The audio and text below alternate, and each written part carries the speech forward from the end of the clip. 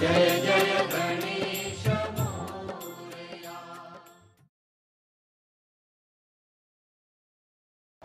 आणि संतुष्ट होऊन मला हे कृपादान द्या. प्रसादान शब्दाचा शब्दशः अर्थ कृपा, प्रसाद, कृपादान. आणि मग कालच्या ओवीमध्ये आपण प्रसादानातील पहिलं मागणं जे माऊलींनी मागितलं त्याचा विचार करण्याचा प्रयत्न केला. जे खळांची तया सत्कर्मी भूता परस्परे पडो मैत्र जीवांचे. खल म्हणजे जो कुटील दुष्ट, त्याच्या मन बुद्धी अंतकरण आणि स्वभावातील व्यंकटी वाकडेपणा जावा. बरं, नुसता मनुष्य दुष्कर्म थांबवून तो सुखी होत नाही.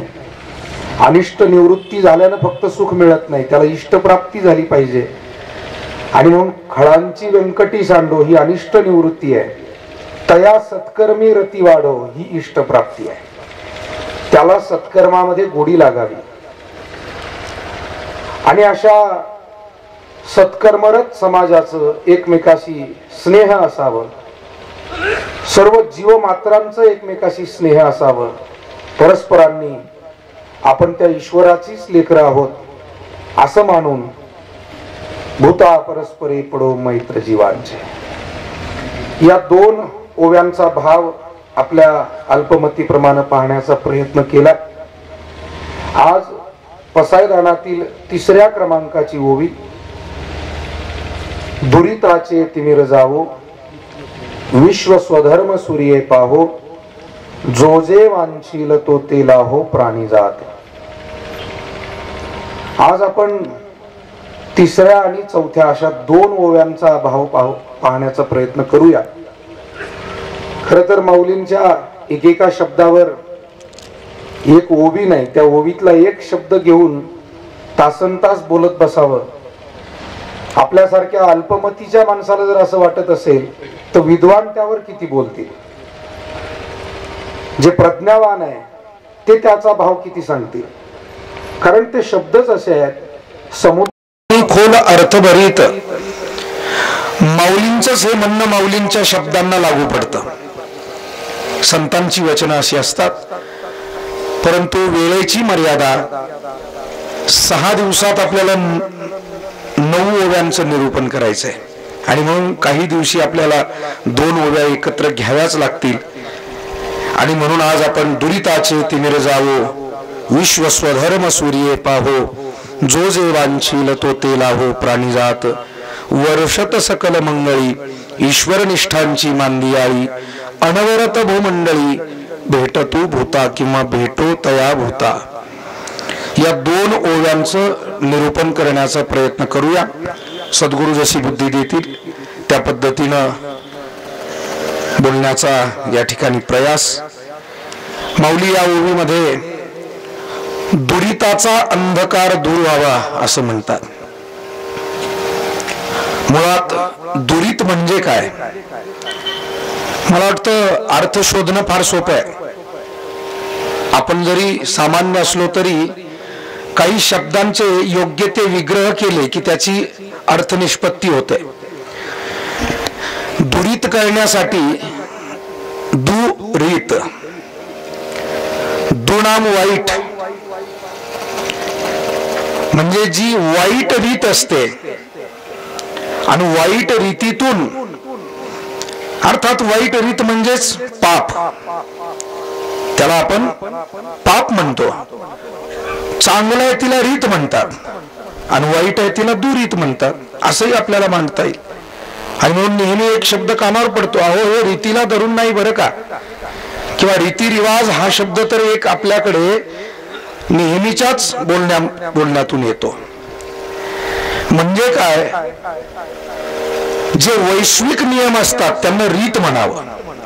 थोडक्यात त्याची व्याख्या आपण अशी करूया, वैश्विक नियम जे आहेत त्याला रीत म्हणावं.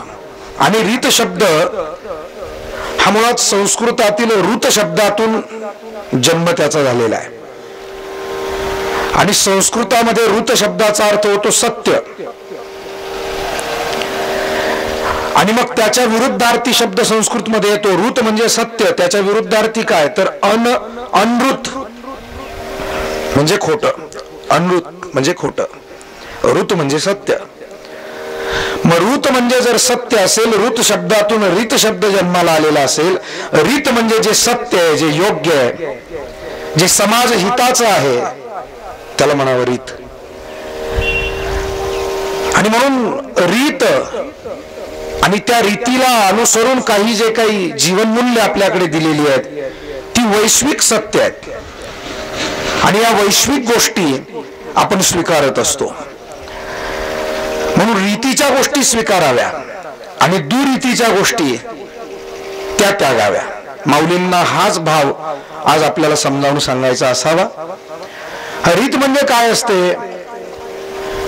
मला वाटतं अहिंसा ही रीत होऊ शकते, हिंसा ही होऊ शकत नाही. हिंसेला वैश्विक मान्यता मिळेल. रीत कशाला म्हणावं? ज्याला वैश्विक मान्यता मिळेल. मला पटलंय पण ते तुम्हाला पटलं पाहिजे, तुम्हाला पटलंय ते त्यांना पटलं पाहिजे, आणि आपल्या सर्वांना मिळून जे पटलंय ते बाकीच्या आणखी लोकांना पटलं पाहिजे. नाही तर एखादा नियम माझ्यासाठी योग्य आहे पण तुमच्यासाठी योग्य नसेल तर. आता इथे प्रवचनाला उशिरा येणं माझ्यासाठी योग्य आहे. बसलो मस्त नाश्ता करून, थोडा आराम करून, थोड्या टीव्हीच्या बातम्या पाहून, थोड्या पाहुण्यांशी गप्पा मारून मग दुपारून आम्ही निघालो. ठीक आहे, उशिरा येण्यात माझी चंगळ झालेली आहे पण तुमच्या ते हिताचं आहे का? 11 वाजता प्रवचनकार येणार होते, तुम्ही अगदी नियमानं 11 वाजता येऊन बसलात. म्हणजे एखादी गोष्ट, एखादी रीत माझ्यासाठी योग्य असेल आणि जर ती तुमच्यासाठी योग्य नसेल तर तो वैश्विक नियम होऊ शकत नाही. जीवनमूल्य कशाला म्हणतात? जीवनमूल्यांची व्याख्या काय? जीवनमूल्य त्यांनाच म्हणतात जी वैश्विक सत्य असतात, विश्वाच्या हिताच्या गोष्टी असतात, त्यांना जीवनमूल्य असं म्हणावं. आणि म्हणून हिंसा कधीही वैश्विक सत्य होऊ शकत नाही. असत्य कधी वैश्विक सत्य होऊ शकत नाही, जीवनमूल्य होऊ शकत नाही, ती रीत होऊ शकत नाही. चोरी करणं, स्वार्थानं वागणं, क्रोधानं वागणं, कामलोलुप होणं, दंभ करणं, द्वेष करणं, अहंकार अंतकरणात बाळगून आयुष्यभर तसंच वागणं, ह्या गोष्टी कधी रीतीच्या होऊ शकत नाही. पण दुर्दैवानं मनुष्य या दुरितामध्ये अडकतो. रीत म्हणून जे आहे ते त्याच्यापासून बाजूला जातं आणि त्या दुरितामध्ये तो अडकतो. आणि म्हणून या दुरितातून जर माणसाला बाहेर यायचं असेल तर त्यानं आपल्या बुद्धीला बोधाची जोड दिली पाहिजे. मग बुद्धीला बोधाची जोड मिळाली की प्रज्ञेचा जन्म होतो. आहे समानार्थी वाटणारे शब्द आहे पण थोडा थोडा फरक त्याच्यात नक्की आहे. बुद्धी बोधापर्यंत गेली पाहिजे, बोध असा ठसला पाहिजे, कारण बोध हा बाहेरून घ्यावा लागतो आणि प्रज्ञा ही आतून जन्माला येते. हा फरक आहे त्याच्यात. प्रज्ञा बाहेरून घेतली जात नाही, ती आहेच इथे, फक्त तिच्यावरचं आवरण बोधानी दूर केलं जातं. हा त्यातला फरक आहे. मग कुणी म्हणेल बोध आणि प्रज्ञा हे तर समानार्थी आहे, वाटायला समानार्थी आहे, पण त्यातला हा फरक आहे. चपाती आणि पोळी समानार्थी आहे पण तरी सुद्धा फरक आहे की नाही? चपातीला आम्ही एरवी पोळी म्हणत असू पण ज्या दिवशी पुरणपोळी केली त्या दिवशी मात्र पोळीलाच पोळी म्हटलं जातं. आणि मग ज्यांना चालत नाही ते मात्र पोळी आणा म्हणत नाही, ते चपाती आणा म्हणतात. म्हणजे त्या दिवशी तेवढा फरक करून ते बोलतात की नाही? तसं काही शब्द दूरवरून आपल्याला समानार्थी वाटू शकतील. नाथ महाराज बोधाचं स्वरूप सांगतात. बोध दिला मज सांगाती, मार्ग दाविला नीट, भ्रांती हे समूळ गेली, दिसू लागली वाट, नाचत प्रेम छंदे, चालू लागलो सपाट, एका जनार्दने पावलो पंढरी पेठ. बोध दिला म्हणजे तो सद्गुरूंकडून, तो संतांकडून ग्रंथांकडून तो घ्यावा लागतो. मला वाटतं कुठल्याही आध्यात्मिक प्रवचन कीर्तनामध्ये आपण असं कधीच ऐकलं नसेल की प्रज्ञा दिली, प्रज्ञा घेतली असे शब्द. आता हे मी बोलतो हे कानाला तरी बरं वाटतंय का? का बरं वाटत नाही? काना मनाला, कारण ते कधी ऐकलेलं नाही आणि मुळात सिद्धांतच तसा नाही. हा बुद्धिनिश्चय आत्मज्ञान ब्रह्मरूप भावी आपणा आपण, पुढे ब्रह्मनिष्ठा राखे पूर्ण तत्परायण अहर्निशी, याला नेवासा म्हणतात. आणि म्हणून माऊलींनी का ज्ञानेश्वरी नेवाशात लिहिली? हे सगळं तिथं पीक जन्माला येणार होतं. त्रिभुवन एक पवित्र अनादि पंचक्रोश क्षेत्र, जेथ जगाचे जीवन सूत्र श्री महालया असे, तेथ यदुवंश विलासू जो सकल कला निवासू, ज्ञानाते पोषी क्षितिषु श्रीरामचंद्र, न्यायाते पोषी क्षितिषु श्रीरामचंद्र. तेव्हा बुद्धिनिश्चय आत्मज्ञान ब्रह्मरूप भावी आपणा आपण, ब्रह्मनिष्ठा राखे पूर्ण तत्परायण अहर्निशी.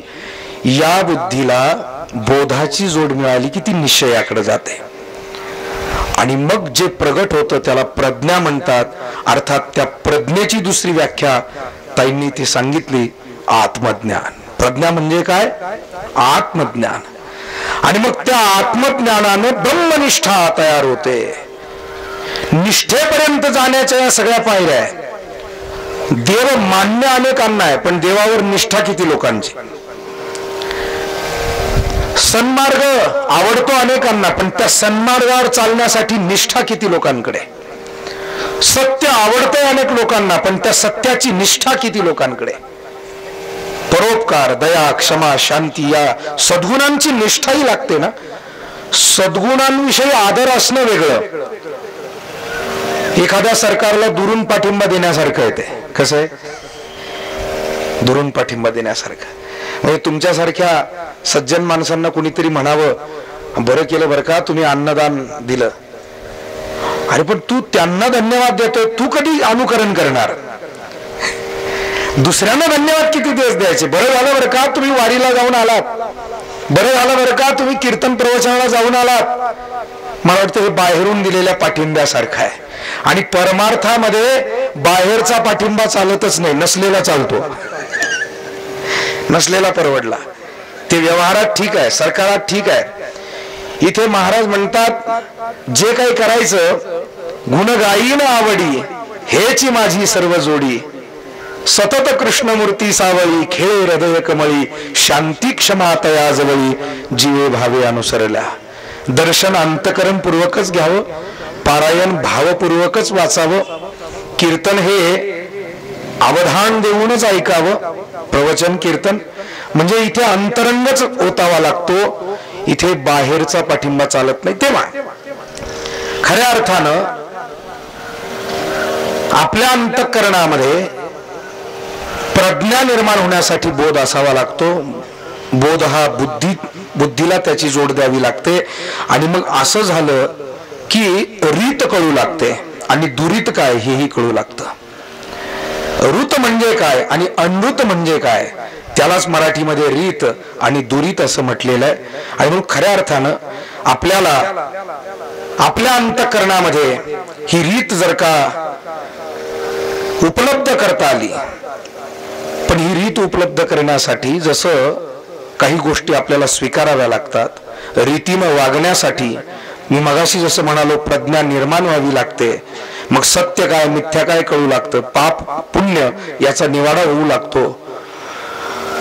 पण नुसता बोध निर्माण होऊन चालत नाही, वृत्तीतले काही दोषही जावे लागतात.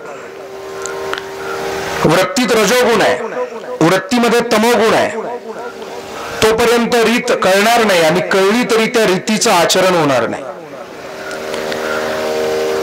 जोपर्यंत वृत्तीमध्ये रजोगुण आणि तमोगुण आहे तोपर्यंत व्यक्ती व्यष्टीचा विचार करते, ते समष्टीचा विचार करत नाही. आपण म्हणतो मग ही माणसं संकुचित बुद्धीची आहे. व्यवहारातला शब्द त्याला काय येतो? संकुचित वृत्ती, संकुचित बुद्धी. त्यालाच व्यष्टी म्हटलंय शास्त्र ग्रंथांमध्ये. म्हणजे मर्यादित व्यष्टी म्हणजे अल्प, स्वतःपुरतं मर्यादित। जी माणसं रजोगुणी तमोगुणी अहंकारादी दोषांनी युक्त, ती माणसं बघा तुम्ही, नेहमी ते संकुचित असतात, नाही संकुचितपणाचा त्याग करत नाही, म्हणूनच ते दोषातून बाहेर येत नाही।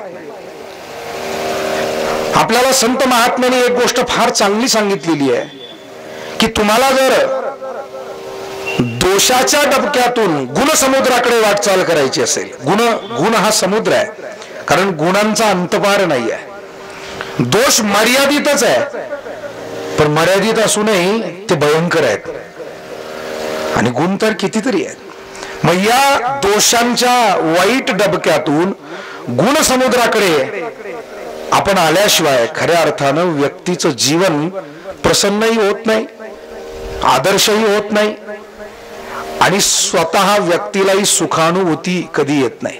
म्हणून जर सुखानुभव घ्यायचा असेल, जीवन आदर्शवत बनवायचं असेल, जीवन सार्थकी लावायचं असेल, तर आपल्याला कुठेतरी दुरिताकडून रीतीकडे यावं लागेल।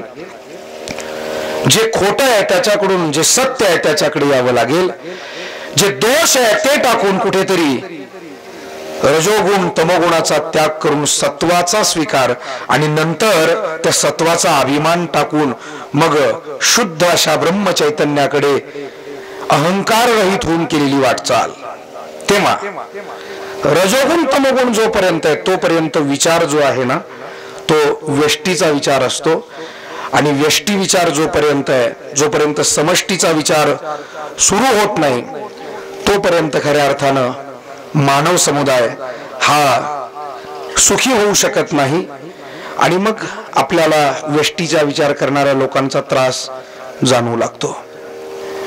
मग व्यष्टी म्हणजे स्वतःच्या पुरता विचार करणारी जी माणसं असतात ना, मग रावणाला वाटलं त्यानं 33 कोटी देव बंदीखान्यात टाकले, अर्थात हा व्यष्टीचा विचार, स्वतःचा अहंकार पोसण्यासाठी, स्वतःचं साम्राज्य किती आहे हे समजावून सांगण्यासाठी मी काय करतोय, नवग्रहांची मी पायरी केली, पण याचं त्याला काही घेणं देणं नव्हतं, कारण फक्त स्वतःचा विचार, मी किती मोठा आहे हे दाखवायचंय, व्यष्टी। आणि म्हणून मला वाटतं कधी कधी एखादा आध्यात्मिक म्हणून समाजामध्ये कार्य करणारा माणूस असेल, पण तो जर स्वतःपुरता विचार करत असेल, माझा नावलौकिक व्हावा, मीच जगमान्य व्हावा, मला मोठेपण मिळावं, जग मातीत गेलं तरी चालेल, कोण जेवलाय कोण न जेवलाय, कोणाची सोय आहे कोणाची नाही आहे, अजिबातही। कुटुंबामध्ये सुद्धा कधी कधी काही माणसं असे असतात त्यांना घरात काय चाललंय, कोणाची काय सुखदुःख काही घेणं देणं नसतं, पण काही माणसं अशी असतात स्वतः जेवलो की नाही याचं घेणं देणं नाही, आल्यावर अरे तुम्ही जेवले का, स्वतः आजारी असला तर आजारपण अंगावर काढणार, पण कुणी आजारी पडलं तर तळमळीनं त्याला पटकन उपचार देणार।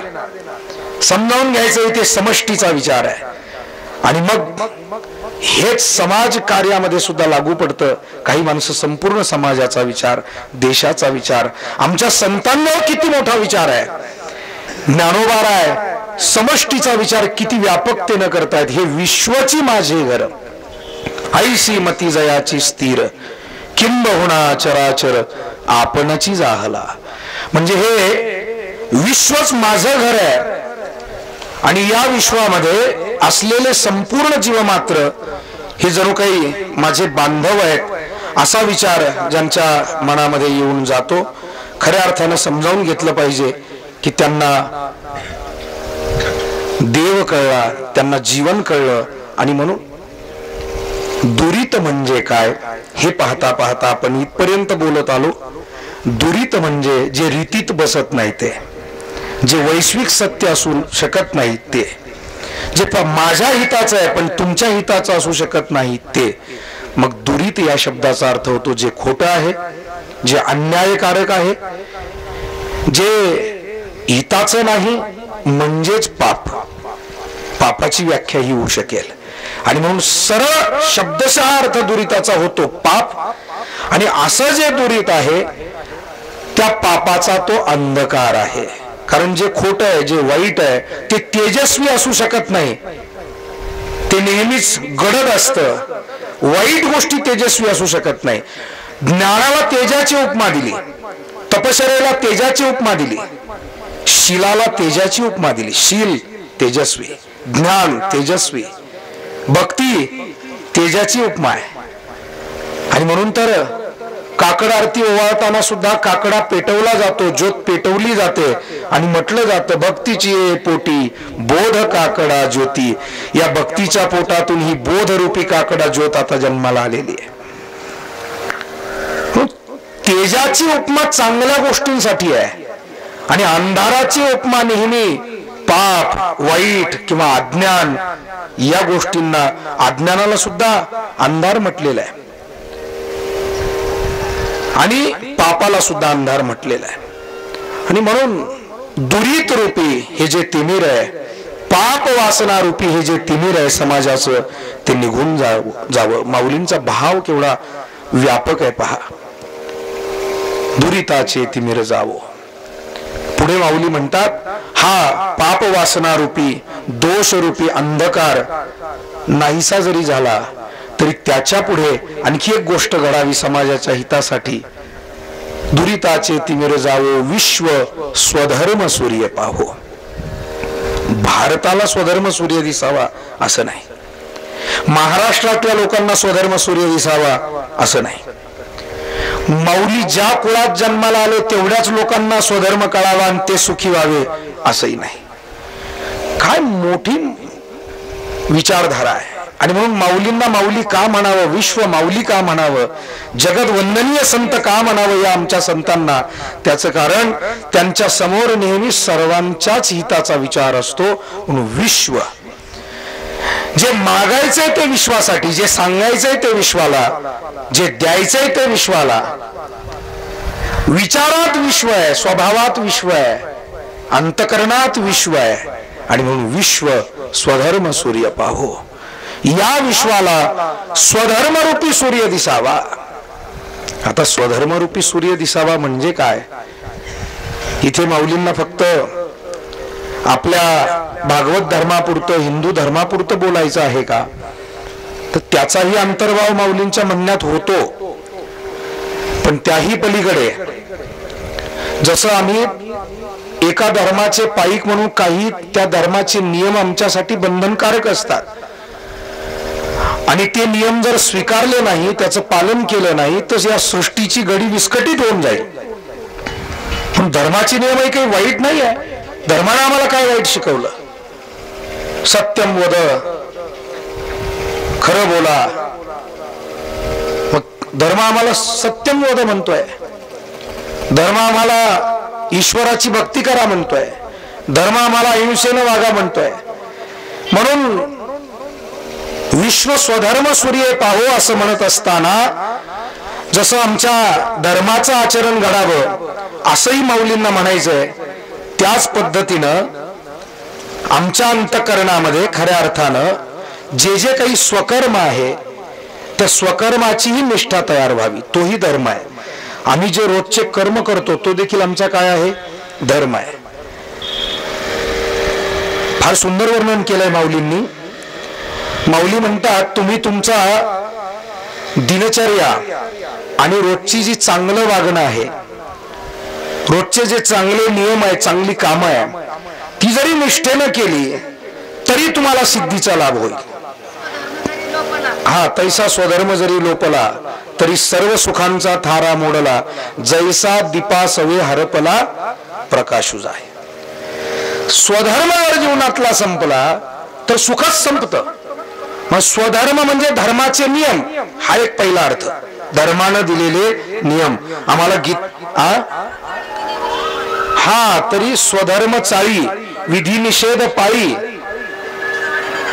हा म्हणजे तू स्वधर्माचं पालन कर, विधी निषेध समजावून घे.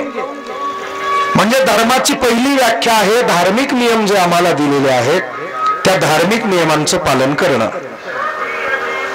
पण धर्माचा दुसरा अर्थ आहे, आम्ही व्यक्ती म्हणून जेव्हा जन्माला आलोय, स्त्री पुरुष तरुण वृद्ध गरीब श्रीमंत शेतकरी व्यापारी अधिकारी नोकरदार कर्मचारी सैनिक आता इथे प्रत्येकाचा धर्म भिन्न भिन्न झालेला आहे.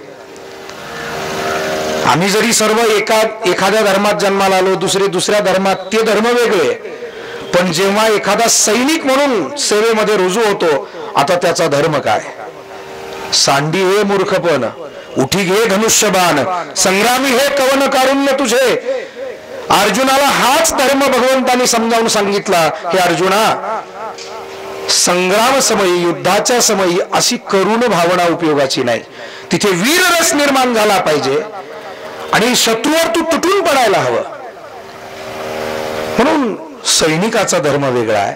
शेतकऱ्यासाठी मढे झाकून या करीती पेरणी, त्याला पेरणी करावीच लागेल, त्याच्या स्वार्थासाठी नाही.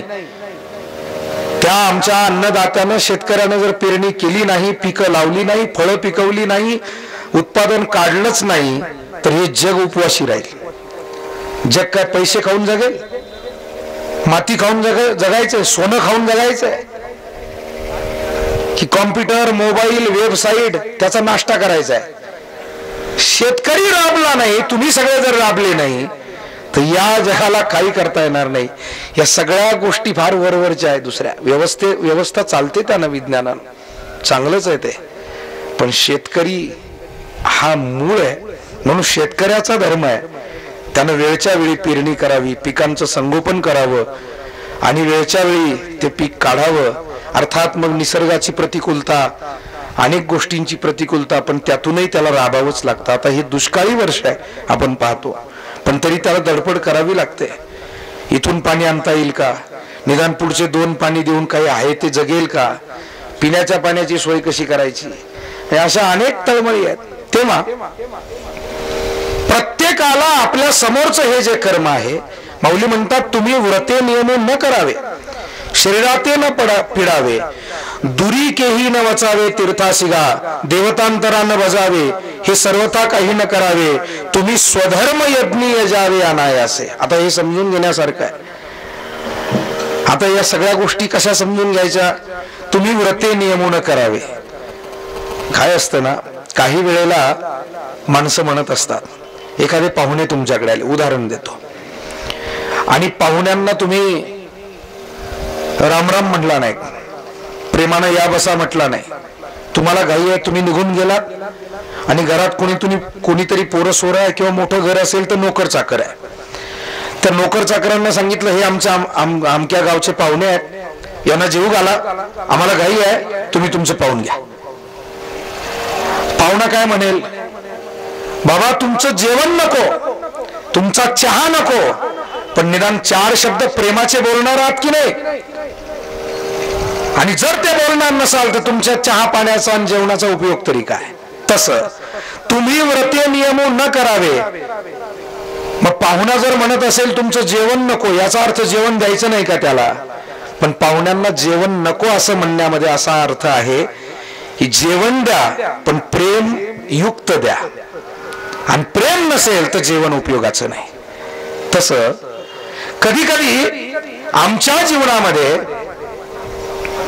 व्रत नियम आम्ही करत बसू, पण ते व्रत नियम करताना जर का आमचं स्वकर्म, स्वधर्म, रोजचं जे कर्तव्य आहे तेच जर आम्ही सोडून दिलं, तर मग मात्र ते आम्ही जे काही केलंय ते आमच्या हिताला कारण होणार नाही. आणि म्हणून व्रत नियम नाही केले तरी चालतील, शरीराला फार पीडा नाही दिली तरी चालेल, दूर तीर्थांना आम्ही नाही गेलो तरी चालेल, देवतांना त्यांची उपासना आमच्याकडनं नाही घडली तरी चालेल, पण स्वधर्म यज्ञ, अर्थात इथे स्वधर्माला यज्ञ म्हटलंय. स्वधर्म यज्ञ म्हणजे काय? तर आमचं पहिलं कर्तव्य काय? मी आता नेहमीच एक उदाहरण देत असतो, पुन्हा एकदा आपल्याला त्याची आठवण करून देतो. समजा एखादा तरुण मुलगा किंवा मुलगी आहे आणि घरात आई आहे, वडील कुठेतरी गावाला गेलेले आहेत, आई एकटी आहे आणि तिला खूप ताप आलेला आहे, आजारी आहे आई, आणि तो मुलगा किंवा ती मुलगी धार्मिक आहे. धार्मिक असल्यामुळे सकाळची पूजा वगैरे, पोथी पुराण तासभर त्यांचं चाललेलं आहे, आणि आई इकडनं म्हणते, आई म्हणल्याबरोबर आईचा आवाजही आला, चांगलंच आहे, आपण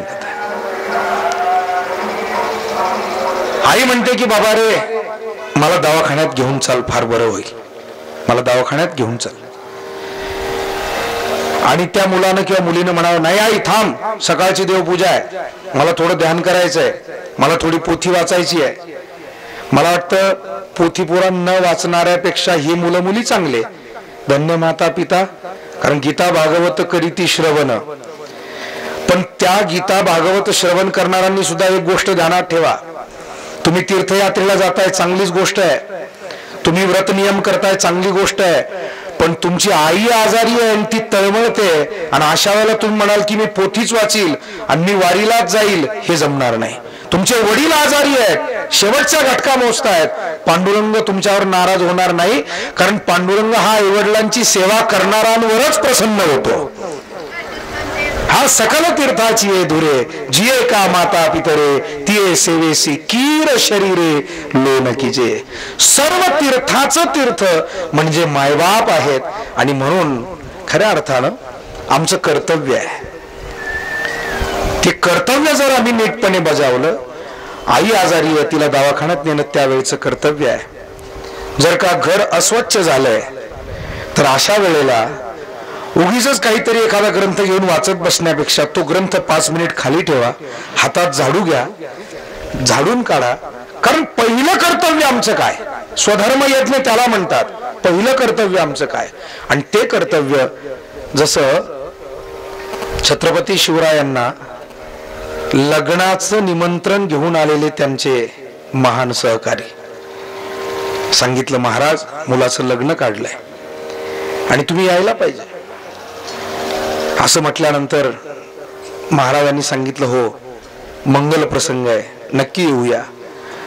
होता होता चर्चा कामाची निघाली आणि मग महाराज म्हणाले की हा जो कोंढाणा आहे ना हा दुष्टचक्रात अडकलेला आहे आणि मासाहेबांची इच्छा आहे कोंढाणा मिळाला पाहिजे. त्यावेळेला महाराजांचे ते शूर सरदार गर्जना करतात, महाराज लग्नाचा मुहूर्त पुन्हा पुढच्या महिन्यात काढता येईल, पण आधी लग्न कोंढाण्याचे मग रायबाचे. कोणी सांगितलं हे?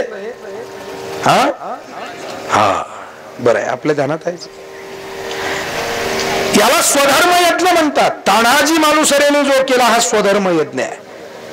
आणि म्हणून विश्व स्वधर्म सूर्य पाहो, माऊली म्हणतात हा स्वधर्म आम्हाला पहिल्यांदा कळायला पाहिजे. पण ह्या स्वधर्माचा सूर्य केव्हा दिसेल, जेव्हा दुरिताचं तिमीर जाईल. ह्या एकातून एक शब्द पुढे जात आहेत, ध्यानात घ्या. स्वधर्माचा सूर्य केव्हा उगवेल, दुरिताचा अंधार तर गेला पाहिजे. अंधाराला जर आम्ही कवटाळून बसलो, पाप वासना सोबत घेऊन निघालो, पाप वासना जोपर्यंत आहे तोपर्यंत स्वधर्म कळतच नाही. मग आम्हाला शेती बरी वाटत नाही, नोकरी करावीशी वाटत नाही, व्यापारात मन रमत नाही, आईवडिलांची सेवा बरी वाटत नाही, मग धार्मिक सेवा तर फार दूर राहिली. मग पंढरीला कधी जाणार, अन्नदान कधी करणार, प्रवचन कधी ऐकणार, पारायणाला कसं बसणार. आणि म्हणून हे केव्हा घडेल, दुरिताचं तिमीर जर गेलं आणि विश्वानं स्वधर्माच्या सूर्याचा तो आविष्कार पाहिला. म्हणून ज्ञानोबाराय म्हणतात या विश्वाला सुखी होण्यासाठी हे गुरु महाराज मी आपल्याकडे हे पसायदान मागतोय. हे विश्व माझं कुटुंब आहे, हे सगळे माझे बांधव आहेत आणि जगातली सगळी लोक जर सुखी व्हायची असेल तर या घटना घडल्या पाहिजे. म्हणजे जगाच्या सुखाची संहिता म्हणजे पसायदान आहे, जगाच्या सुखाची संहिता आहे. या एक एक शब्दाचा विचार जर माणसांनी केला आणि तसं आचरण करण्याचा प्रयत्न केला, माऊलींची तळमळ या शब्दांमागची समजावून घेतली, खळांनी आपल्या मनातला वाकडेपणा जर टाकून दिला, सत्कर्मरत जर ते झाले, परस्पराशी प्रेमानं वागण्याचा संकल्प माणसांनी केला, दुरिताचं तिमीर निघून गेलं आणि स्वधर्म सूर्य जीवनामध्ये जर का उगवला, महाराज म्हणतात नक्की आनंद आहे, जग आनंदी राहील, तुम्ही आम्ही आनंदी राहू. आणि म्हणून दुरिताचे तिमिर जावो, विश्व स्वधर्म सूर्य पाहो, जो जे वांछील तो ते लाहो प्राणी जात. आणि या प्राणी मात्रांना माऊली हे माऊलीच म्हणू शकतात. आई म्हणत असते ना, बाळा तुला पाहिजे ते देईल, अभ्यास कर, शाळेत जा, चांगलं वाग. तसं इथे जो जे वांछिल तो ते लाभो.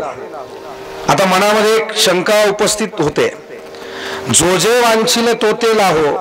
महाराज, लोकांच्या आकांक्षा, लोकांच्या अपेक्षा या सगळ्याच काही योग्य नाही आहेत. अनेकांच्या आकांक्षा, अपेक्षा, इच्छा या अभद्र स्वरूपाच्याही आहेत. मग तुम्ही असं कसं म्हणता की जो जे वांछील तो ते लाहो प्राणीजात. मग बऱ्याच जणांना असं वाटतं माझ्या खिशातलंही माझंच असावं आणि दुसऱ्याच्या खिशातलंही मलाच मिळावं. मग जो जे वांछील तो ते लाहो, म्हणजे मला माझं धन तर मी कोणाला देणार नाही, कधी बहिणी बाळीसाठी काही करणार नाही, कधी धार्मिक कार्यासाठी काही करणार नाही, गावच्या कार्यासाठी काही करणार नाही. काही लोकांना त्यांच्याकडे जर पैसा आला ना, त्या पैशाला जन्मठेप आहे म्हणून समजा, तो बाहेर निघेल तर शपथ. मला सांगा, अशा प्रवृत्तीची किती माणसं एकत्र आले म्हणजे असा एखादा सप्ताह करता येईल? मला वाटतं आपण सगळेच त्या अनुभवातून जात आहात. धार्मिक तुमच्या आपापल्या परिसरात, गावात आपण धार्मिक सामाजिक कामं करता, योगदान देताय. एकदा अशांचीच बैठक बोलवावी बरं का. कशांची बैठक? ज्यांचा पैसा म्हणजे जन्मठेपेकडे गेलाय, आणि मग म्हणावा आपल्याला गावच्या मंदिराचा जीर्णोद्धार करायचा. अहो, आहे ती माणसं जिवंत जीर्ण होऊन जातील, पण तरी खिशातून काही बाहेर पडायचं नाही. पुढच्या मिटिंगला पाहू, पुढच्या.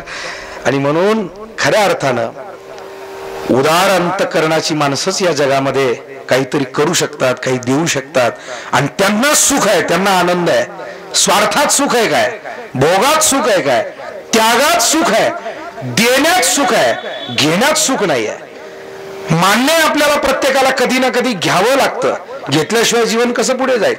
आम्हाला निसर्गानं काही दिलंय, आईवडिलांनी काही दिलंय, समाजानं अनेक गोष्टी दिल्यात, महापुरुषांनी, संतांनी, ईश्वरांनी, मुक्या प्राण्यांनी सुद्धा आम्हाला बरंच काही दिलंय. असं कोण म्हणतोय की मी घेतलेलं नाही? घेतलंय, आपण घेतच पुढे चाललोय.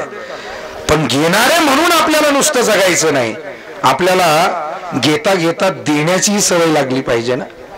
आणि म्हणून एक सुभाषित आहे छान की शतेषु जायते शूरः सहस्रेषु च पंडितः वक्ता दश सहस्रेषु दाता भवति वानवा. 100 एखादा शूर असतो, शतेषु जायते शूरः. 1000 एखादा पंडित असतो, सहस्रेषु च पंडितः. 10,000 एखाद्याला सुयोग्य वक्तृत्व नावाचा गुण असतो, वक्ता दश सहस्रेषु. नेहमी ही उपाधी प्राचार्य शिवाजीराव भोसलेंना लावली जायची, वक्ता दश सहस्रेषु. अशी अनेक माणसं होऊन गेली. वक्ता दश सहस्रेषु म्हणावं त्यांच्याकडे पाहून. पण दाता भवति वानवा, दात्यांची वानवा म्हणले तुटवडा आहे.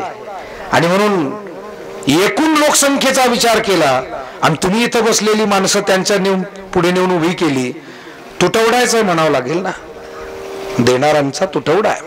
आणि मग खऱ्या अर्थानं या जगामध्ये लोकांच्या आकांक्षा वेगळ्या आहे. माझं मलाच असावं, दुसऱ्यांचंही मलाच मिळावं अशी अपेक्षा करणारे, काही अपेय पान करणारे, अखाद्य भोजन करणारे. माऊली तुम्ही सरसगट कसं म्हणता जो जे वांछील तो ते लाहो प्राणीजात. प्राण्यांची इच्छा काही आहे, कोणाची काय इच्छा असेल काय सांगता येतं?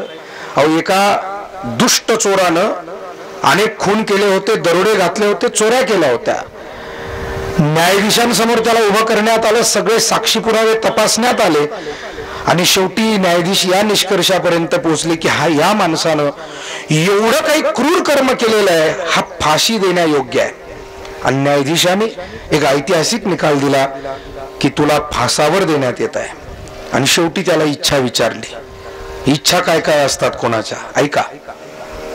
ज्याला फाशी झाली नियम असतो, आणि म्हणून न्यायालयाने त्याला विचारलं की बाबा तुझी शेवटची इच्छा काय? तो म्हणाला, न्यायाधीश महाराज, माझी शेवटची इच्छा जर तुम्ही विचारलीच असेल आणि पूर्ण करणार असाल तर मी इच्छा सांगतो. न्यायाधीश म्हणाले, पूर्ण करायचं की नाही ते बघू, पण इच्छा विचारावी लागते. म्हणाले, माझी इच्छा अशी आहे, माझ्या ऐवजी तुम्ही फाशी घ्या. वात्रटच होतं ते. माझ्याऐवजी तुम्ही फाशी घ्या. मला वाटतं त्या न्यायाधीशांनी त्यांच्या ड्युटीच्या कार्यकाळात परत पुन्हा कोणाला अशी विचारण्याची हिंमत केली नसेल. कशाला हिंमत करतोय तो? चोर तर चोरण वरून शिरजोर म्हणतात, तसं जर त्याला अनुभव आला तेव्हा आकांक्षा इच्छा या वेगवेगळ्या असू शकतात. आणि माऊली म्हणतात, जो जे वांछिल तो ते लाभो. मला वाटतं या ओळीची संगती लावताना आपल्याला हा विचार करावा लागेल की अगोदर दुरिताचं तिमिर गेलं, ही ओवी एक आहे हे विसरू नका. जो जे वांछिल तो ते लाभो हा स्वतंत्र एक शब्द नाहीये. काय होते, काही शब्द पांडित्य असलेले विद्वान एखादा शब्द संतांच्या वाङ्मयातला घेतात, एखादं वाक्य घेतात आणि त्याच्यावर मग वाद प्रतिवाद करत बसतात. मुळात संतांनी समग्र मिळून काय सांगितलंय ते समजून घ्या, म्हणजे तुम्हाला त्या संतांचा विचार कळेल. मला वाटतं या ओळीची संगती लावताना आपल्याला हा विचार करावा लागेल की अगोदर दुरिताचं तिमिर गेलं, ही ओवी एक आहे हे विसरू नका. जो जे वांछिल तो ते लावो हा स्वतंत्र एक शब्द नाहीये. काय होते, काही शब्द पांडित्य असलेले विद्वान एखादा शब्द संतांच्या वाङ्मयातला घेतात, एखादं वाक्य घेतात आणि त्याच्यावर मग वाद प्रतिवाद करत बसतात. मुळात संतांनी समग्र मिळून काय सांगितलंय ते समजून घ्या, म्हणजे तुम्हाला त्या संतांचा विचार कळेल. एक ओवी, एक शब्द, एक वाक्य. आता तुम्ही सुद्धा चर्चा करताना अनेक वाक्य बोलता आणि घेणाऱ्याने जर समोरचं एकच वाक्य घेतलं तर मग गोंधळ होईल सगळा. अलीकडे मीडियामध्ये जो गोंधळ होतोय त्याचं कारण ते आहे, एखादं वाक्य उचललं जातं आणि मग त्याच्यावर जो गोंधळ होतो, समग्र तो माणूस काय बोललाय हे तपासलं जात नाही. आणि समग्र तपासण्याच्या भानगडीत त्यांना वेळही नसतो. तेव्हा माऊलींना काय म्हणायचंय, जो जे वांछिल किंवा दुरिताचं तिमिर गेलं, म्हणजे पापाचा अंधकार नाहीसा झाला नाही, वासना निमाली समूळ ज्याची, अशी अवस्था ज्याची झालेली आहे. वासना संपली, वाईट वासना संपली, त्यानंतर स्वधर्म सूर्याचा उदय झाला. मग ज्याचं पाप वासना संपली, जो आपलं कर्तव्य आता नीटपणे समजतोय, धर्माच्या नियमांचंही जो नीटपणे पालन करतोय, सत्य अहिंसा त्याग तप इत्यादी धर्माचे नियम व्रत नियम, मग असा मनुष्य वाईट गोष्टी मागणारच नाही, कारण त्याचं मागणं सुद्धा पवित्र होऊन गेलेलं असतं. आणि उदात्त हेतून मागितलं तरच देव देत असतो. क्षुद्र हेतू मनात ठेवून जर कोणी गेला तर माणसं सुद्धा अशा अपेक्षा पूर्ण करत नाही. क्षुद्र हेतू मनात घेऊन जर तुम्ही मोठ्या माणसांसमोर बसाल तर मोठी माणसंही मोठी असतात. एकदा एका राजाचा जीव वाचवला काही तरुण मुलांनी. कुठेतरी पोहत होता आणि पोहता पोहता एकदम थकवा आला आणि बुडायला लागला पाण्यात. राजाचे जे सैनिक वगैरे ते थोडे बाजूला उभे होते, काही तरुण मुलं तिथे काठावर उभी होती. त्यांनी पटकन आपल्या जीवाची पर्वा न करता उड्या घातल्या आणि दोघा चौघांनी राजाचे प्राण वाचवले. राजाला काठावर आणलं. तो खूप खुश झाला, प्रसन्न झाला. मुलांनो, तुमच्यामुळे मी आज या क्षणाला जिवंत आहे याची मला जाणीव आहे. जाणीव तर असलीच पाहिजे माणसाला, प्रत्येक गोष्टीची, एकमेकाच्या सहकार्याची, कर्तव्याची मला जाणीव आहे. या उद्या दरबारामध्ये मला तुमच्या ऋणातून उतराई होऊ द्या. मोठ्या नम्रतेनं राजानं त्यांना बोलावलं. दरबार भरलेला होता. घडलेली गोष्ट इत्थंभूतपणे सविस्तरपणे राजानं सांगितली आणि कशा रीतीने या मुलांनी माझे प्राण वाचवले. आणि मग त्या मुलांना सांगितलं, तुम्हाला काय पाहिजे ते मागा, मी प्रसन्न आहे, काय पाहिजे ते मागा. मला वाटतं मोठी माणसं जेव्हा मागा म्हणतात आणि अशा वेळेला जे मागतात ते फसतात. परमेश्वरासमोर सुद्धा नलगे मुक्ती आणि संपदा जो म्हणतो ना, त्याचा सोहळा मोठा होतो. मागितलं की फसला. साधारण गोष्टी सुद्धा हे नियम लागू पडतात. राजा प्रसन्न झाला. एका मुलाला विचारलं, तुला काय पाहिजे? तो म्हणला, राजे साहेब, 18 विश्व दारिद्र्य आहे, जरा पैसे अडके द्या म्हणजे बरं वाटेल. राजे साहेबांनी सांगितलं, तुझी मागणी मंजूर आम्ही करतोय. दुसऱ्या मुलाला विचारलं, तुला काय पाहिजे? तो जरा थोडा त्याच्या पुढचं त्यानं मागितलं. तो म्हणला, पैसे अडके नकोय राजे साहेब, पण काय करावं, बरेच दिवस झाले लग्न जुळत नाही, तुमच्या ओळखीनं काही झालं तर पहा. तर राजानं जरा त्या मुलाला थोडा वेळ दिला. म्हणले तुझ्याशी मला चर्चा करावी वाटते, का जुळत नाही लग्न? म्हणले काय, याच्या अगोदर स्वतःला मी फार मोठा हिरो समजत होतो आणि मग ही मुलगी नाकारायची, ती मुलगी नाकारायची. बरं, नाकारण्याची कारणही मजेशीर असतात या अहंकारी लोकांचे. का नाकारावं? ठीक आहे, काही गोष्टी जरूर पाहाव्या लागतात, पण 100 मुली नाकारणारा मुलगा म्हणजे तो कसा आहे, मला सुद्धा पाहण्याची इच्छा आहे अशा मुलांना. आहे तरी कसे हे, स्वतःला काय समजतात काय? लोकांच्या लेकरांना रोज नावं ठेवत फिरतात. म्हणजे त्या मुलाची कथा ऐका, म्हणजे असे कोणी असतील त्यांना संदेश देता येईल तुम्हाला. राजा पुढे जो व्यथा मांडतोय तो म्हणाला, राजेसाहेब आतापर्यंत अशाच मुली नाकारत फिरलो, मुली नाकारता नाकारता धोड झालो म्हणला, आणि आता मात्र मुलीचे बाप आणि मुली म्हणतात तेवढंच ते सोडून बोला, आणि माझं लग्न जमत नाही. मला वाटतं एवढी कथा जरूर ऐकावी, ऐकलेल्यांनी अशा काही जणांना जरूर ती सांगावी, म्हणजे ते तात्काळ याच वर्षी यंदा कर्तव्य आहे असं म्हणून ते उरकून घेतील. त्यांचं उरकून घ्या रे बाबांनो, मुली कमी झाल्या. स्वतःला जादा काही शहाणे समजू नका, मुली फार महत्वाच्या आहे. एकतर मुलगा महत्वाचा, मुलगी दुय्यम, म्हणून एक तर मुलींना दुय्यम स्थान, त्यात गर्भात त्यांना मारण्याचं पाप नाही. मुलगा मुलगी समान असतात. आपल्या अध्यात्माच्या प्रांतात कुठे हा भेद कधी झाला? कुळी कन्या पुत्र, पहिल्यांदा कन्येचा उल्लेख केला तुकोबारायांनी. तेव्हा राजेसाहेबांनी त्याची मागणी मंजूर केली. म्हटले आमच्याकडे अनेक अधिकारी पदाधिकारी आहेत, योग्य ठिकाणी विवाह तुझा जुळवून देऊ. पहिल्यानं पैसे मागितले, दुसऱ्यानं पत्नी मागितली, तिसरा जो होता त्यानं आणखी उदात्त मागितलं थोडं. तो म्हणाला, राजेसाहेब मला माझ्या स्वभावावर आणि कष्टावर विश्वास आहे, मनगटावर विश्वास आहे. मला काहीतरी चांगलं कार्य करायचं आहे, व्यवसाय करायचा आहे. वडिलोपार्जित आमचा व्यवसाय आहे, फक्त त्याला राजमान्यता नाही. त्याला लायसन्स म्हणतात अलीकडच्या भाषेत. राजमान्यता नाही, तेवढं राजपत्र, तेवढं राजमान्यता त्या व्यवसायाची मिळाली की मग राजाला वाटलं अरे वा, हा आणखी उदार. त्याचं मागणं मंजूर केलं. चौथा जो मुलगा होता त्याने सांगितलं, राजेसाहेब मला काही नको आहे, तुमचा जीव वाचवणं, तिथे मी उपस्थित होतो, माझं ते कर्तव्य होतं, आणि म्हणून मला खरंच काही नको. असं म्हटल्यानंतर राजा काहीच बोलले नाही. या तिघांचंही मागणं पूर्ण केलं. ज्याला पैसे पाहिजे होते पुरेसे पैसे त्याला दिले, ज्याचं जमतच नव्हतं त्याला सांगितलं आता पुन्हा असं कधी वागू नको, तंबी दिली, त्याचंही लग्न लावून दिलं सुयोग्य ठिकाणी. तिसरा जो होता त्यानं जे काही मागणं मागितलं होतं त्याला व्यवसायाचं लायसन्स दिलं, प्रोत्साहन दिलं, काही भांडवलाची सोय केली. आणि चौथा जो म्हणला, अरे सब काही नको, माझं कर्तव्य होतं तुमचा जीव वाचवणं, त्या मोबदल्यात म्हणाल मला काही नको. 2 महिने निघून गेले, 4 महिने निघून गेले.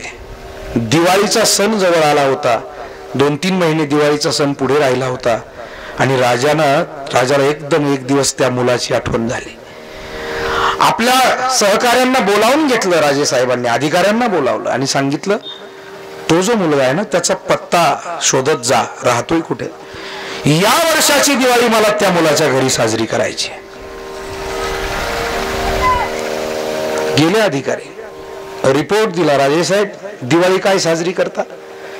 अहो जिथे खाण्यापिण्याची बोंबाबोंब, बसायला जागा नाही, त्याच्या छपरात शिरायचं म्हटलं तर कमरे एवढं नाही, फार गुडघ्यावर वाकून मग मध्ये जावं लागतं. आणि काय तुम्ही तिथे दिवाळी साजरी करणार? त्या गावात जायला धड रस्ता नाही, तिथे विजेची सोय नाही. राजेसाहेबांनी सांगितलं दिवस किती उरले? म्हणे 3 महिने, चला लागा कामाला. 3 महिन्यात रस्ताही झाला पाहिजे, वीजही पोचली पाहिजे, त्याचं राहण्याचं घरही व्यवस्थितपणे उभं राहिलं पाहिजे, आणि आपल्याला ज्याच्या घरी जायचंय तो काहीतरी आपल्या व्यवस्थेशी संबंधित असावा, म्हणून तो कुठेतरी चांगल्या अधिकार पदावर आपल्याकडेही नोकरीला असला पाहिजे. तुमच्या ध्यानात आलं त्याला काय काय मिळालं ते. आणि म्हणून खऱ्या अर्थानं जो जे वांछिल तो ते लाहो, क्षुद्र वासना जर असते तर एकतर त्या पूर्णच केल्या जात नाही किंवा पूर्ण केल्या तरी माणसांना त्याविषयी फार बरं वाटत नाही. पण जे उदात्त काही हेतू ज्यांचे असतात परमात्मा ते पूर्ण करतो. ज्ञानोबाराय म्हणतात उदात्त हेतू कोणाचे असू शकतात? ज्यांचं दुरिताचं तिमिर गेलंय, स्वधर्म सूर्य ज्यांच्या जीवनात उगवलाय, मग ते नक्की चांगलंच मागतील. त्या चौथ्या मुलानं जसं मागितलं ते स्वतःसाठी काही मागतील असं नाही, ते सर्वांचा विचार करून काहीतरी चांगलं मागतील, त्यांच्या भावना चांगल्या असतील आणि मग त्यांच्या त्या भावना पूर्ण व्हाव्यात. अर्थात जी माणसं समाजाच्या हितासाठी काही मागतायत, जो जे वांछिल तो ते लाहो, जे सेवा कार्यासाठी काही मागतायत, माऊलींनी दिलेला हा आशीर्वाद आहे, जो जे वांछिल तो ते लाहो. आणि म्हणून नेहमी आपल्यासारख्यांना अनुभव येतात, एखादं धार्मिक कार्य हातात घेतलं कमी का पडत नाही? आमच्या माऊलीचा आशीर्वाद आहे. हेतू चांगले ठेवा, बस हेतू चांगला ठेवला मनामध्ये, अडचण येणारच नाही, ती येतच नाही. कारण माऊली म्हणतात, अर्थात माऊलींचा आशीर्वाद आणि तोच पुन्हा जर गुरु माऊलींचा असेल मग काय, दुधात साखर. आणि म्हणून दुरिताचे तिमिर जावो, विश्व स्वधर्म सूर्य पाहो, जो जे वांछिल तो ते लाहो. प्राणीजात याच्या पुढील ओवी आहे, अगदी प्राप्त वेळेमध्ये तिचाही भाव आपल्या पुढे मांडण्याचा मी प्रयत्न करतो, थोडक्यात मांडण्याचा प्रयत्न करतो. वर्षत सकल मंगळी ईश्वर निष्ठांची मांदियाळी, अनवरत भूमंडळी भेट तू भूता.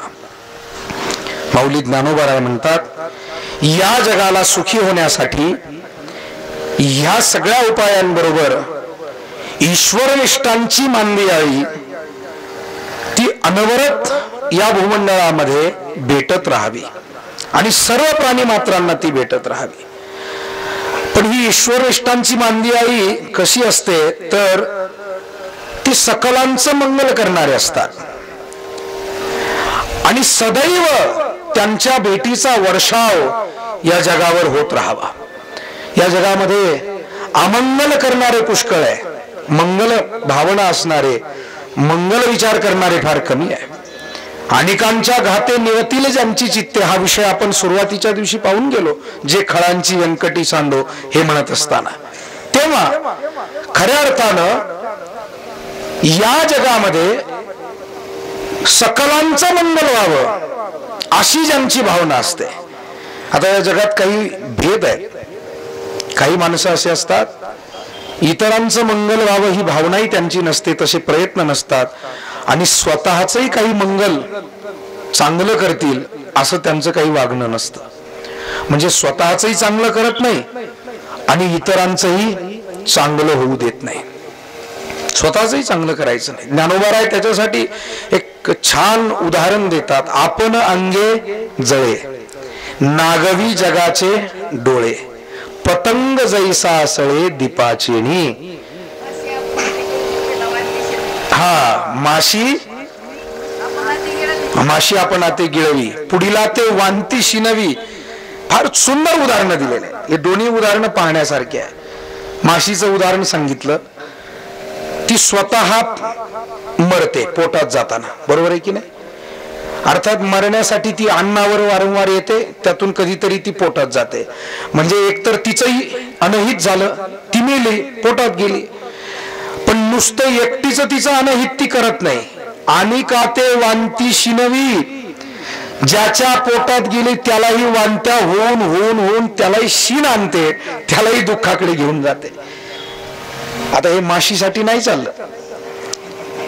अशा पद्धतीची विचारधारा काही लोकांची, आपलंही वाईट आणि दुसऱ्याचंही वाईट. पतंगाचं उदाहरण, पूर्वी दिवे असायचे घरामध्ये, लाईटचा शोध ज्या काळात नव्हता, गोड तेलाचा दिवा असेल, रॉकेलचा दिवा असेल, तुपाचा दिवा देवघरात कुठे कुणी लावायचं. त्या दिव्याची ज्योत पाहिली की काही कीटक, त्याला पतंग म्हणतात, पंख असलेले असे काही कीटक असायचे. आणि त्या ज्योत प्रज्वलित झाल्यानंतर त्यांना एकदमच ईर्ष्या तयार व्हायची, द्वेष तयार व्हायचा, मत्सर तयार व्हायचा. का त्यांचं भांडण त्या ज्योतिषी होतं माहित नाही, पण त्या ज्योतीला विझवण्याचा त्यांचा प्रयत्न, त्या पतंगाचा. मग त्याच्यावर तो झडप घालतो दिव्यावर. आता झडप घातल्यानंतर क्रिया काय घडते? आपण अंगे जळे, तो स्वतः जळतो आणि मरतो. स्वतःचे पंख जळाले तडफडून मेला किंवा जळून मेला. पतंगा दीपी आलिंगण तेथे त्याशी अचूक मरण. पतंगावर दिव्यापर्यंत गेला नक्की मरणार हे ठरलेलं आहे. एक तर तो मरतो ही पहिली गोष्ट. नागवी जगाचे डोळे तो जगालाही अंधारात घालतो. आता ज्यांच्या घरात तो दिवा होता ते अंधारात बसले की नाही बिचारे. स्वतः मेला, दुसऱ्यांना अंधार केला. त्यानंतर काय केलं? आपण अंगे जळे नागवी जगाचे डोळे पतंग जळी सासळे दीपाचेनी. याच पद्धतीनं खऱ्या अर्थानं जी माणसं आपलंही मंगल होऊ देत नाही आणि इतरांचंही मंगल करण्याची ज्यांची भावना नसते असा एक वर्ग आहे. काही माणसं असेही आपल्याला पाहायला मिळतात की जे आपल्या स्वतःच्या चांगल्याचा विचार करतात पण जगाचं काही चांगलं व्हावं ही ज्यांची भावना नसते. आपलं चांगलं व्हावं, आपण सुखी असावं. अस्माकम सकल कुटुंबानाम, बस माझं घरदार सुखी असावं. पण जगाचं काही चांगलं व्हावं ही ज्यांच्या मनामध्ये कदापि भावना नसते. पण काही असेही असतात, वर्षत सकल मंगळी, आमचं मंगल व्हावंच पण आमच्या सोबत जगाचंही मंगल व्हावं. का फेडीत पाप ताप पोखित तिरीचे पादप, समुद्रा जाय आप गंगेचे जैसे. गंगा मैयाचं जसं वाहन आहे आणि त्या वाहनातून तिचा जसा एक परोपकार आहे. ती वाहते, उगमापासून संगमापर्यंत जाणं हा तिचा प्रवास आहे, तो तिचा स्वार्थ आहे.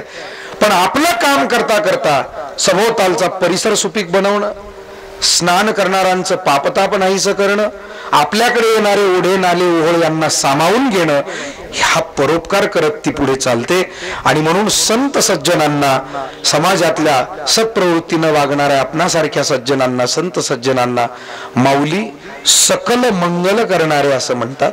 त्या वर्षत सकल मंगळी ईश्वर निष्ठांची मांदियाळी. पण ते सकल मंगल करणारे कसे असतात? ते ईश्वरनिष्ठ असतात. ईश्वरनिष्ठ असतात. ईश्वराची भक्ती करणं, सुरुवातीलाच प्रास्ताविकामध्ये मी बोलून गेलो, दुरून भक्ती करणं वेगळं आणि अंतःकरणात त्याविषयीची निष्ठा असणं वेगळं. बरं वाटलंय म्हणून फक्त आपण देवघर घरात आणलं, देवघर घरात आलं म्हणजे निष्ठा असेलच काय? एखादी मूर्ती आणली, एखादा फोटो आणला, एखादं मंदिर बांधलं, पण हे सगळं केलं म्हणजे निष्ठा आहेच काय? निष्ठा आहेच असं काही नाही. कदाचित काही वेळेला बरं वाटलं म्हणून केलं जातं. आपल्याकडे वारकरी संप्रदायामध्ये एक गोष्ट सांगितली जाते, एक कथा सांगितली जाते. कर्नाटक प्रांतामध्ये विजयनगरचं साम्राज्य त्या काळी होतं. गोष्ट जवळजवळ 800 वर्षाच्या आसपासची. 700-750 वर्षाच्या आसपासची विजयनगरचं साम्राज्य. आणि त्या साम्राज्यावर कृष्णदेवराय नावाचा राजा, तो पंढरीचा भक्त, पांडुरंगाचा, त्याचं नेहमी येणं झालं. त्याला काय वाटलं कुणास ठाऊक, त्यानं राजा बोले दल आले म्हणतात. त्यानं सांगितली पांडुरंगाची मूर्ती एवढी शोभिवंत आहे, पांडुरंग कांती दिव्य तेज झळकती, ही मूर्ती पंढरपुरात शोभत नाही, मंदिर त्या तोडीचं नाही, इथली माणसं तुम्ही तेवढी व्यवस्था करत नाही, मी पांडुरंगाला माझ्या नगरीमध्ये घेऊन जाणार. कारण विजयनगर हे त्या काळी इतिहासाचा दाखला जर त्या बाबतीत द्यायचा झाला तर तिथून सोन्याचा आणि इतर काही गोष्टींचा व्यापार चालायचा. मोठमोठे व्यापारी होते, त्याला हम्पी म्हणतात. ऐतिहासिक याच्यात त्याचं हम्पी एक नाव आहे. आणि आजही त्या उद्योग व्यापाराचे, त्या राजधानीचे अवशेष आपल्याला तिथे पाहायला मिळतात हम्पीमध्ये. तेव्हा त्या विजयनगरच्या राजाने पांडुरंगाला कर्नाटकात नेण्याचा दिवस ठरवला. मी तर असंही एका ठिकाणी वाचून गेलो की तो एवढा समृद्ध होता राजा, त्यानं पांडुरंगाची मूर्ती हातोहात नेली, एवढे माणसं उभे केले होते. पंढरपूर ते विजयनगर वाहन लावलं नाही, याने त्याच्या हातात, त्यानं त्याच्या हातात 2 स्वयंसेवक आणि तिथे मंत्र म्हणणारा एक ब्राह्मण, असं वर्णन आहे इतिहासामध्ये. म्हणजे एवढं त्यानं थाटामाटात वैभवात ती मूर्ती तिथे नेली. मूर्ती नेली खरी, परंतु इकडे पंढरपूर ओस पडलं. पांडुरंगाला घेऊन गेला तो राजा. आणि मग काय करायचं, शेवटी संत श्रेष्ठ एकनाथ महाराजांचे पंजोबा भानुदास महाराज. कोण होते ते? पंजोबा होते नाथरायांचे भानुदास महाराज. भानुदासाचे कुळी महाविष्णूचा अवतार असं नाथांचं वर्णन. तेव्हा नाथ महाराजांचे पंजोबा भानुदास महाराज हे पंढरीत आले. सर्व वारकऱ्यांनी त्यांच्या समोर व्यथा मांडली आणि संप्रदायातील महाराष्ट्रातील धार्मिक क्षेत्रातील एक मान्यवर संत म्हणून त्या काळी त्यांच्यावर जबाबदारी सोपवण्यात आली की महाराज तुम्हीच जा आणि आता पांडुरंगाला घेऊन या. अर्थात भानुदास महाराज मुक्काम दर मुक्काम करत विजयनगर मध्ये पोहोचले. मी कथा फार लांबट सांगणार नाही, संक्षिप्त सांगेल. तिथे पोहोचल्यानंतर खूप भव्य मंदिर बांधलेलं होतं. आम्ही एक 7-8 वर्षापूर्वी त्या हंपीला गेलो होतो. पांडुरंग ज्या मंदिरात होते ते मंदिर आजही आहे, भग्नावस्थेत आहे पण आजही आहे तिथे. आणि त्या मंदिराचे जे खांब आहेत ना, ते जे खांब आहेत त्याच्यातून सारे गम पद निसा असे सप्तसूर निघतात. एकेका खांबावर जर असं मारत मारत तुम्ही चाललात तर बरोबर पहिल्या खांबातून सा, दुसऱ्या खांबातून रे. आपल्याकडे भारतामध्ये अशा अनेक वास्तू आहेत दिव्य भव्य ज्याच्यामध्ये काही वैशिष्ट्य आहेत. तसं त्या मंदिरातली ती वैशिष्ट्य तिथे आहेत हंपीला. तेव्हा त्या मंदिराच्या समोर भानुदास महाराज जाऊन उभे राहिले. पाहिलं तर फार शाही सोहळा होता. देवाच्या अंगावर अनेक अलंकार होते, बर्जरी वस्त्र होते, नैवेद्याचे अनेक पदार्थ ठेवलेले होते. रात्रीची वेळ होती आणि भानुदास महाराजांनी देवाशी बोलायला सुरुवात केली. कदाचित त्यांचा तो अधिकार, त्यांचा भाव तेवढा की त्या मूर्तीपर्यंत त्यांचा संवाद पोहोचत होता. आणि मग भानुदास महाराज म्हणायला लागले, देवा तुमचं मजेत चाललंय म्हणे. बरं, तुम्हालाही आता या सगळ्या गोष्टीची सवय लागली. वारकऱ्यांच्या भाकरीचा नैवेद्य आता तुम्हाला नकोसा झाला होता. आमचं वेळ वाकडी पूजा भजन तुम्हाला आता नकोसं झालं होतं. राजाचं ऐश्वर्य इथे तुम्ही अनुभवताय. असं म्हटल्यानंतर भानुदास महाराजांच्या त्या प्रार्थनेमुळे, त्यांच्या अधिकारामुळे कड्या कुलप आपोआप उघडली गेली आणि प्रत्यक्ष पांडुरंग मूर्तीतून प्रगट झाले. आणि त्यांनी आपल्या कंठातील एक नवरत्न हार भानुदास महाराजांच्या गळ्यात घातला. दोघांची चर्चा झाली, जायचंही ठरलं. म्हणाले उद्या जाऊ. आणि दुसऱ्या दिवशी सकाळी पुजारी जेव्हा आले, पाहिलं दागिना नाहीये असं म्हटल्यानंतर एकच बोंबाबोंब झाली. राजानं आपले सैनिक पाठवले आणि तुंगभद्रा नदीमध्ये स्नान करत बसलेले भानुदास महाराज, हे विजयनगर तुंगभद्रेच्या काठावर आहे. त्यांनी आपलं सकाळी स्नान करून त्यांची पूजा अर्चा संध्या चालू होती. त्या पोलिसांनी पाहिलं राजाच्या, अरे दागिना त्या माणसाच्या गळ्यात दिसतोय. माणूस तर धार्मिक आहे. एक म्हणाला धार्मिक कसला, धार्मिकतेचं सोंग घेऊन बहुतेक तो चोर आलेला आहे. आणि मग पकडण्यात आला. पकडल्यानंतर राज दरबारात उभं केलं. राजाही चिडला होता, सुळावर देण्याची शिक्षा ठोठावली आणि शेवटची इच्छा विचारली. भानुदास महाराज शांत होते. ते म्हणले, इच्छा काय असणार, इच्छा एकच आहे, तो मज व्हावा, तो मज व्हावा, वेळोवेळा व्हावा. पांडुरंग निष्ठेनं आम्ही आजवर ज्याचं भजन केलं, आमची आजही त्याच्या चरणावर निष्ठा आहे. भानुदास महाराज असं म्हणाले नाही, पांडुरंगाला न्यायला आलो म्हणून मी जीवाला मोकलोय, आता त्याचं तोंड पाहणार नाही. निष्ठा कशाला म्हणतात ते समजून घ्या. वर्षत सकल मंगळी ईश्वर निष्ठांची मांदी आळी. ईश्वर निष्ठ म्हणजे काय? मग देवाच्या घरात गेल्यावर पुरणपोळी खायला मिळाली म्हणजे वा वा वा देवा तुमची कृपा आहे. आणि देवाचं कार्य करताना जर कधी कधी अडचण आली तर, मला वाटतं निष्ठा त्याला म्हणतात. परमेश्वराचं कार्य करताना मान मिळाला तरी त्याचं कार्य करत राहावं आणि त्याचं कार्य करताना अपमानाचे दिवस पुढे उभे राहिले तरी त्याचंच कार्य करत राहावं, याला म्हणावं ईश्वर निष्ठा. भानुदास महाराजांवर तर वेळ नुसती अपमानाची नाही, जीवावर बेतलेला आहे. बरं काय बोलणार, मुद्देमालासह पकडले गेले, काय सांगणार. खरोखरच दागिना गळ्यात होता.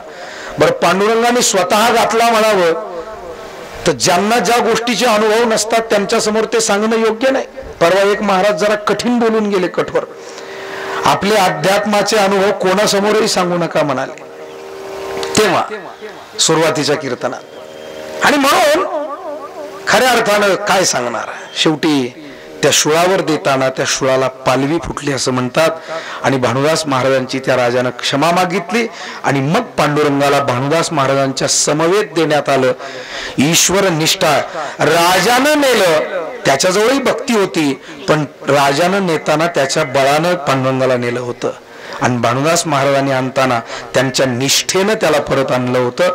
आणि म्हणून असे जे ईश्वरनिष्ठ संत असतात, जे सकलांचं मंगल करण्यासाठी या भूमंडळामध्ये आलेले असतात, त्यांची मांदियाळी एक नको मांदियाळी असावी म्हटले.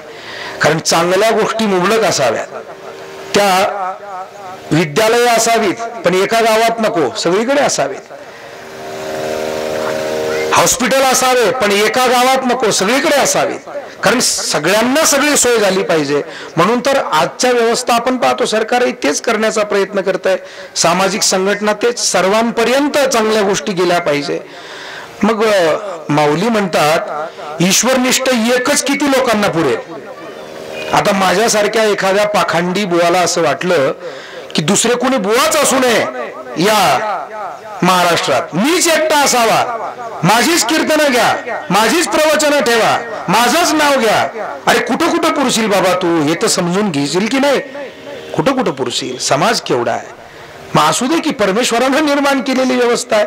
आणि माऊलीच म्हणतात ईश्वरनिष्ठांची मांदियाळी करू दे की. जो बोबडा बोलानं सेवा करील त्यालाही अधिकार आहे, जो विद्वत्तेनं सेवा करील त्यालाही अधिकार आहे. सकळासी येथे आहे अधिकार, कलियुगी उद्धार हरीच्या नामे. सर्वांनी मिळूनच देवाचं कार्य करायचं असतं. कुणी छोटं करील, कुणी मोठं करील, आणि सर्वांच्या श्रद्धेनेच ते कार्य पूर्ण होत असतं. आणि म्हणून ईश्वरनिष्ठांची मांदियाळी. आणि काय व्हावं तर अनवरत भूमंडळी भेटतो होता. अनवरत, अखंड, अविरत, अनवरत, अखंड, त्यात खंड पडू नये, ही ईश्वरनिष्ठांची मांदियाळी जगाला भेटत राहावी. प्राणी मात्रांना सर्वांना भेटत राहावी. जगाला जर सुखी व्हायचं असेल तर माऊलींच्याच विचारांचं खूप सखोल चिंतन करावं लागेल. आम्हाला भेटतायत माणसं, पण दिवसभरात कितीतरी खोटं बोलणारे, कितीतरी स्वार्थी, कितीतरी लुबाडणारे, आणि त्याचा त्रास समाजाला होत राहतो. समाजाला आनंदी राहायचं असेल, स्वार्थाच्या पलीकडचा विचार करणारे, सर्वांच्या हिताचं चिंतन करणारे, सर्वांच्या साठी प्रार्थना करणारे, स्वतः मंगलरूप असणारे आणि जगाचं अमंगल फेडणारे, जगालाही आनंदी करणारे, असे हे महात्मे भेटत राहावे. आणि म्हणून माऊली म्हणतात वर्षत सकल मंगळी ईश्वरनिष्ठांची मांदियाळी. अनवरत भूमंडळी भेटतू भूता.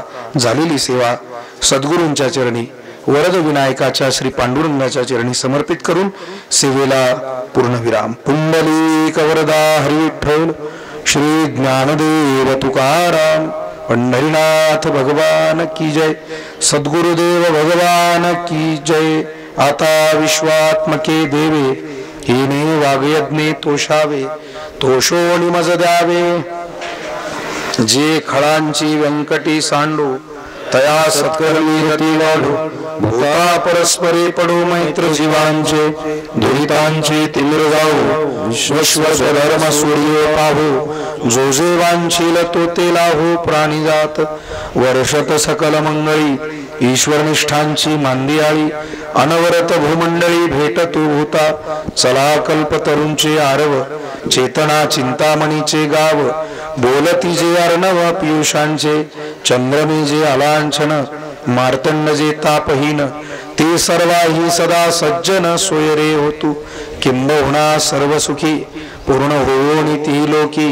भजिजो आदिपुरुषी अखंडित. आणि ग्रंथोपजीविये विशेषी लोकीये. दृष्टादृष्ट विजय होवावेजी.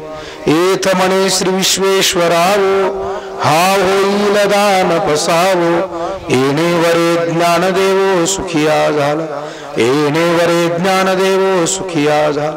येणे वरे ज्ञानदेवो सुखिया. विठ्ठला विठ्ठला विठ्ठला विठ्ठला. धन्यवाद. आज